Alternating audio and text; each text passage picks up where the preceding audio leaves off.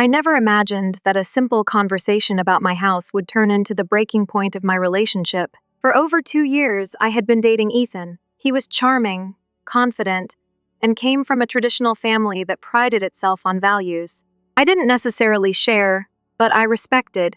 Our relationship had its ups and downs like any other, but for the most part, we were stable. Or so I thought. I had worked tirelessly for years to buy my little house. It wasn't a mansion, not even a big place, but it was mine. Every tile, every piece of furniture, every corner held memories of my hard work. It was a symbol of my independence, something I had earned with sweat and sacrifice. Then, one evening, Ethan casually dropped a bombshell on me. "You should sell your house to my parents." I almost laughed, thinking he was joking, but the serious look on his face told me otherwise. "For what?"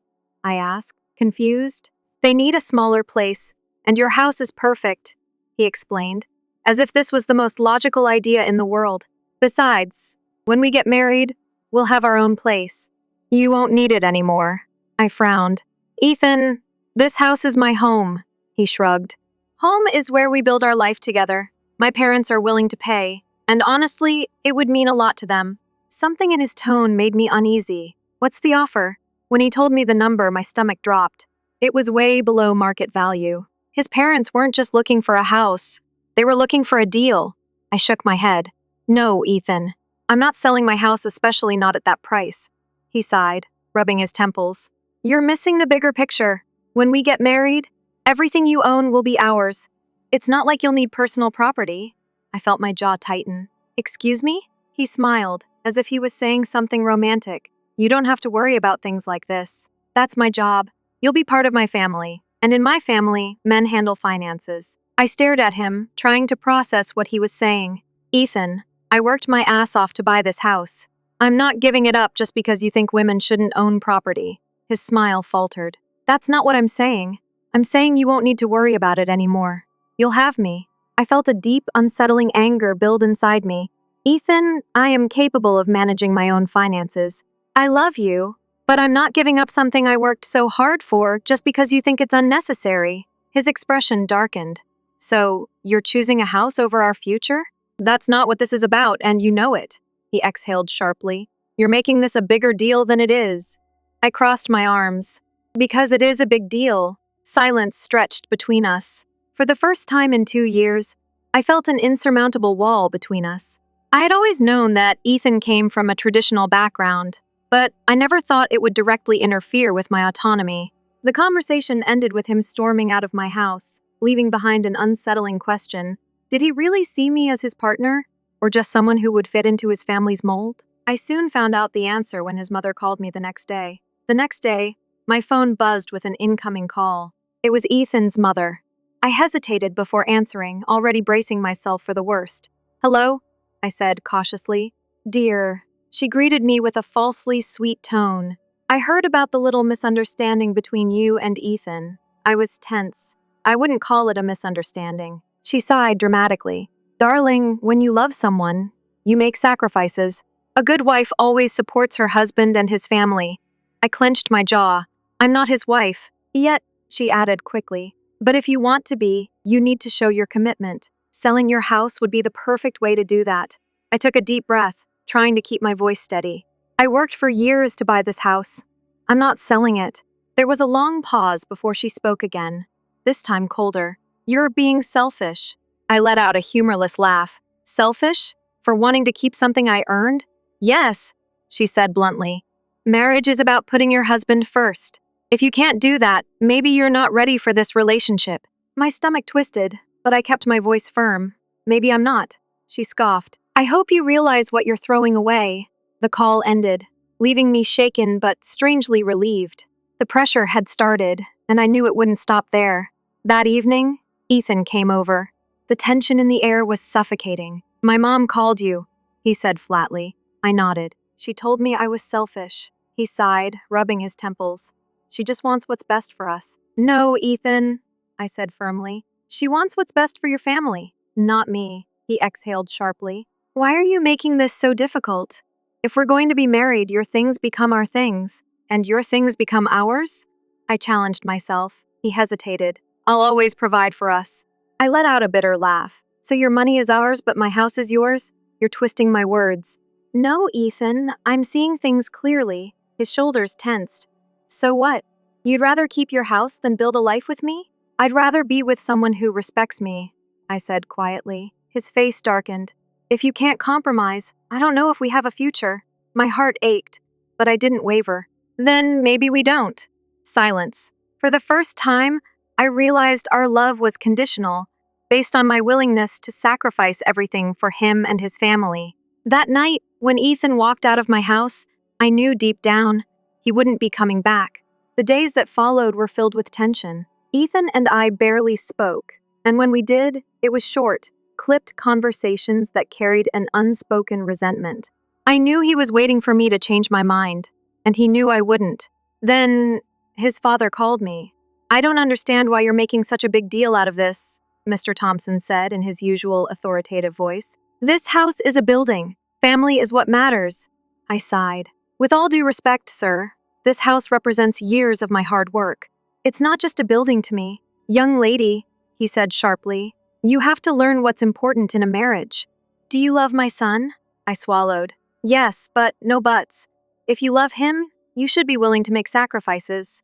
I closed my eyes, gripping the phone tightly. If Ethan loves me, shouldn't he respect my choices? The silence on the other end of the line spoke volumes. When Ethan and I finally sat down to talk again, I could tell he was prepared for a final confrontation. His expression was guarded, his arms crossed. I don't want to keep fighting, I started, my voice softer than I felt, but I won't change my mind. He let out a humorless chuckle. So, this is it? You're choosing a house over our relationship? No, I said firmly. I'm choosing myself. He shook his head. I never thought you were this selfish. The word hit me harder than it should have, but I held my ground. I think we want different things, Ethan. For a moment, I saw something flicker in his eyes, regret, sadness, but just as quickly, it was gone. He stood up, shoving his hands into his pockets. If you walk away from this, he said quietly, don't expect me to come back. A lump formed in my throat. I wanted to cry, but I refused to let him see it. Goodbye, Ethan. He stared at me for a long moment before walking out the door. I didn't move until I heard his car start and drive away. And then I let myself cry. The aftermath was messy. His family blamed me, his friends whispered about me, and social media became his outlet for vague, passive-aggressive posts about women who put money above love. I ignored it all. 1 week after our breakup, I started redecorating my house. It was my way of reclaiming my space, my peace. I painted walls, rearranged furniture, and made plans for the future, my future, one that no longer included Ethan. I wasn't sure what was next for me, but I knew one thing. I wasn't going to let anyone make me feel guilty for choosing myself. The first few weeks after the breakup were a blur of emotions. There were moments of relief, knowing that I had stood my ground, but there were also moments of deep sadness. No matter how much I told myself that I had made the right decision, the reality was that I had lost someone I had once imagined a future with. The hardest part wasn't losing Ethan, it was losing the version of myself that had spent years believing he was my forever. At first, his absence was everywhere. The quietness of my house felt heavier, my routines felt emptier, and even mundane things like cooking dinner or watching TV reminded me of the countless evenings we had spent together. I hated admitting it, but I missed him. Or maybe I missed the comfort of what I thought we had. But missing someone didn't mean I had to regret my decision. Every time doubt crept in, I reminded myself of why I had chosen to walk away. I had spent years working toward independence, only to realize I had been in a relationship where my autonomy was seen as an inconvenience. That wasn't love. That was control wrapped in the illusion of tradition. So, I did the only thing I could do. I focused on rebuilding. One of the first things I did was throw myself into renovating my house. For so long, my home had felt like a shared space, one that Ethan had occupied, even in his absence. I needed to reclaim it as mine again. I started with small changes.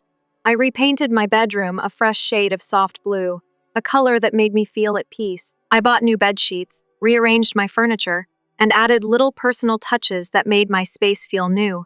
Every change felt like a step toward rediscovering myself. Then, I tackled the living room. I swapped out the couch we had picked together for something completely different.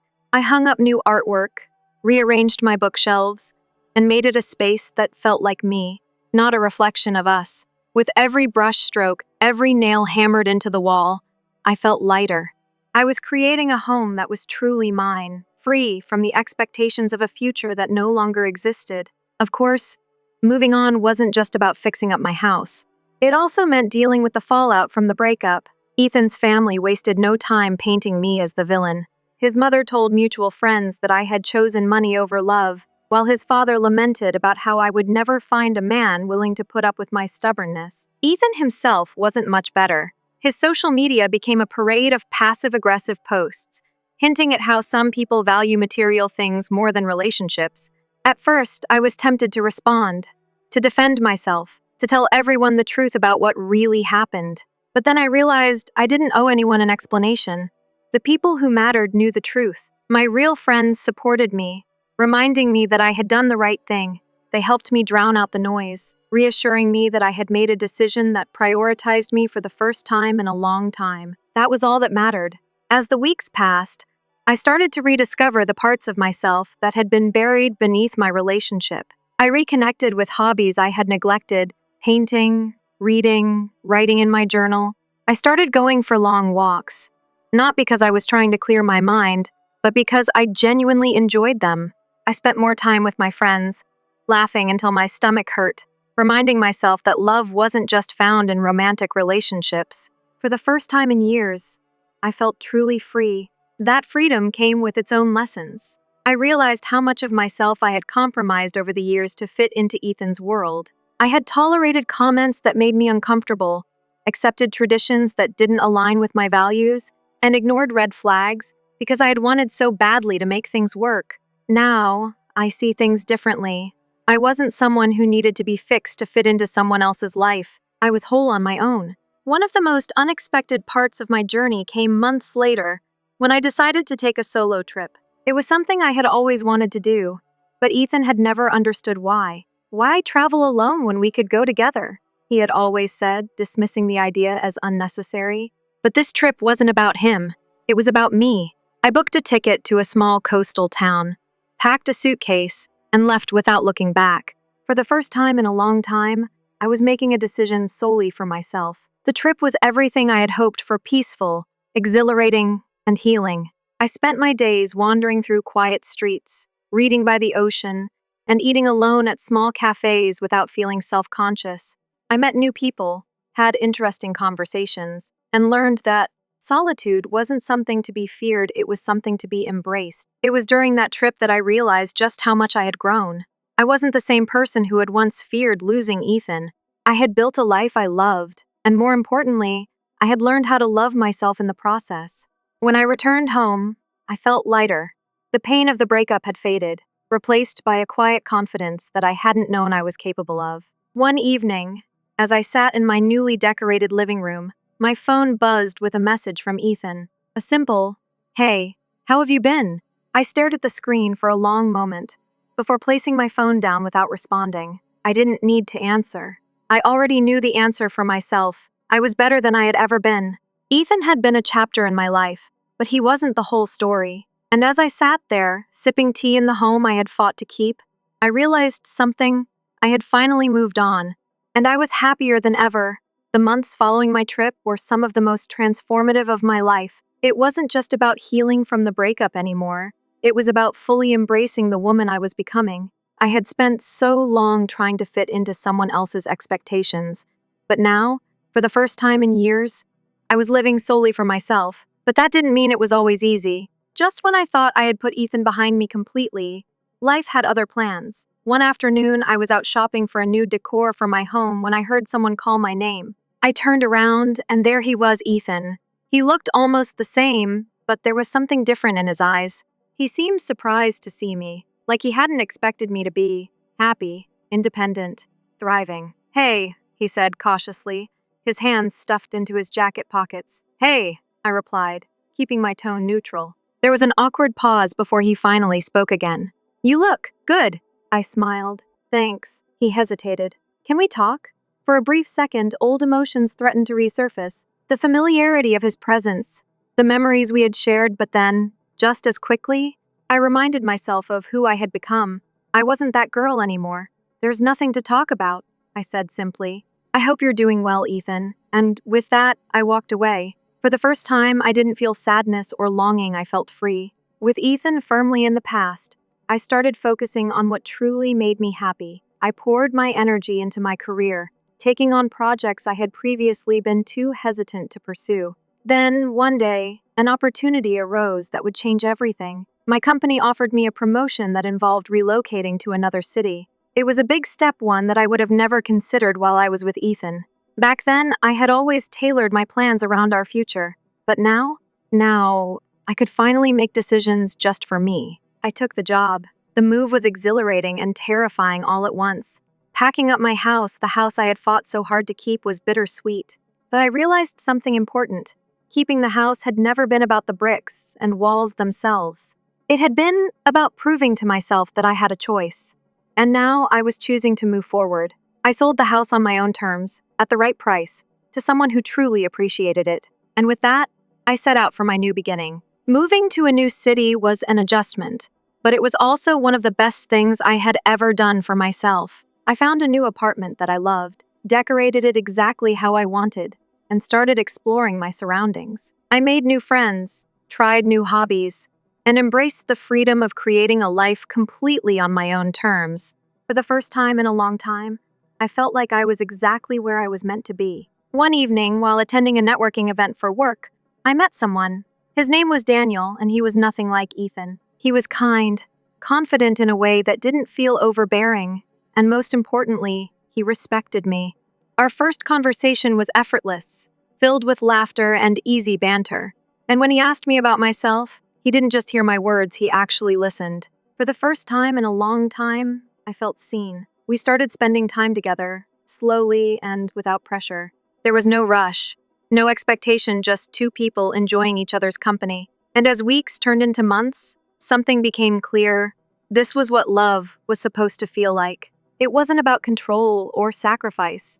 It wasn't about proving my worth. It was about mutual respect, partnership, and choosing each other every single day. One day, while unpacking some old boxes, I came across a forgotten notebook. It was one I had used to journal during my relationship with Ethan. As I flipped through the pages, I saw entries filled with doubt, frustration, and attempts to convince myself that I could change to make things work. I no longer recognized the person who had written those words. With a deep breath, I closed the notebook and set it aside. The past was the past, and I was finally ready to let it go completely. As I stood on my balcony that evening, looking out at the city skyline, I felt an overwhelming sense of gratitude for the lessons, for growth, for the chance to finally live life on my own terms. I had once thought that losing Ethan was the end of my story, but in reality, it had been the beginning of something far greater. And for the first time in my life, I was truly, unapologetically happy. Looking back, it's almost surreal how much my life has changed since the day Ethan asked me to sell my house. If you had told me then that I would be here, in a new city, thriving in my career, and in a healthy relationship built on respect, I wouldn't have believed you. But here I am, and I wouldn't trade this journey for anything. It had been over a year since I last saw Ethan in that store.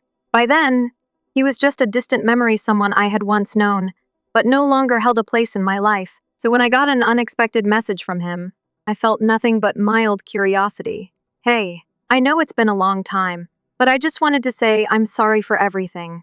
I stared at the screen, rereading the message a few times. A part of me had once longed for an apology, but now it didn't feel necessary. I typed out a response. I appreciate that. I hope you're doing well. And that was it. No lingering feelings, no second thoughts, just closure. In the past, I had always envisioned success as something tied to someone else building a life around another person, making sacrifices to fit into their world. But now I have built something entirely my own. Work was going better than ever. The promotion had been just the beginning. I had proven myself, not only to my company but to myself. I took risks, pushed my limits, and found confidence in my abilities. And with each new challenge, I realized that I had underestimated myself for too long. I wasn't just surviving, I was thriving. Daniel had been patient with me. He never pushed, never made me feel like I had to prove my worth. Our relationship had grown naturally, without force or expectation. And one evening, as we sat on my balcony watching the city lights, he turned to me with a soft smile. "You seem happy," he said. I nodded. "I am." He reached for my hand. "I love that about you." His words felt warm, genuine, and for the first time in my life, I felt completely secure in love, not because I had compromised, but because I had found someone who valued me exactly as I was. As I continued to grow, I realized I wanted to do more than just build a successful career. I wanted to help others who had been in my position. I started mentoring young women in my industry, encouraging them to stand their ground, to never let anyone make them feel small. It became my passion, watching them flourish, knowing that they wouldn't have to learn the hard lessons gave me a sense of fulfillment I had never felt before. Because I had learned something important. Strength isn't just about standing up for yourself, it's about lifting others up too. One evening, I sat down with a cup of tea and reflected on everything that had led me here. The struggles, the heartbreak, the moments of doubt, all of it had shaped me into the woman I had become. I no longer defined my worth by my relationships. I no longer sought validation from anyone but myself. And most importantly, I no longer feared standing alone, because I wasn't alone. I had my friends, my passions, and most of all, I had me, and that was more than enough. I don't know exactly what the future holds, and for the first time, that doesn't scare me. I do know that whatever comes next, I'll face it with confidence, with grace, and with the unwavering knowledge that I deserve happiness on my own terms. Because I built this life, I fought for it, and no one can take that away from me. So, as I close this chapter, I do so with a full heart, ready for whatever comes next. And I know, without a doubt, that I will never regret choosing myself. Time has a way of revealing the truth, of proving to us that the struggles we once endured were stepping stones to something greater. As I look back on my journey, I realize that every heartbreak, every challenge, and every moment of self-doubt led me to this place, a life of fulfillment, one I never would have imagined during those difficult times. Happiness, I've learned, isn't always about grand achievements or milestone moments. It's about the quiet joys, the first sip of coffee in the morning, the laughter of a good friend, the peace that comes from knowing you are exactly where you are meant to be. For so long, I had chased happiness as if it were a destination, believing that I had to reach a certain point in my life to truly be content. But in reality, happiness was in the journey itself. It was in the lessons learned, the strength gained, and the love I had found not just in Daniel, but in myself. There was a time when I thought independence meant being alone, that choosing myself meant pushing others away. But I see now that true independence isn't about isolation. It's about knowing your worth, making choices that align with your values, and refusing to compromise your happiness for the sake of someone else's expectations. I wake up each day with a sense of purpose, knowing that my success, my joy, and my future are all in my hands. It's a freedom I never want to take for granted. Ironically, as I embraced my independence, my relationships flourished. My friendships grew stronger, built on a foundation of mutual respect and understanding. My connection with Daniel deepened, not because I needed him, but because I chose to have him in my life. Love, I realized, was never about sacrifice. It was about support. It was about growing together, not giving up parts of yourself to fit into someone else's life. And with Daniel, I never felt like I had to be anything but myself. My career has given me many opportunities, but nothing compared to the satisfaction of mentoring young women who reminded me of myself years ago, eager, determined, but unsure of their own strength. I shared my story with them, not as a cautionary tale, but as proof that they had the power to build the life they wanted, no matter what others expected of them. Seeing them step into their own confidence, watching them take ownership of their futures, it was the most rewarding experience of all. For the first time in my life, I don't feel the need to plan every step. I don't worry about what's next or whether I'm on the right path. I trust myself now. I trust that no matter where life takes me, I will handle it with strength, grace, and resilience. There will be challenges ahead, of course. Life will always have its ups and downs. But I know now that I am capable of facing anything, because I am no longer just surviving, I am thriving. As I sit in my home, a place that is truly mine in every sense, I feel nothing but gratitude for the lesson, for growth, for the people who stood by me, and even for those who didn't, because they all played a role in shaping the person I have become. I chose myself once, a long time ago, and I will continue to choose myself every day for the rest of my life because I deserve nothing less, and neither does anyone else.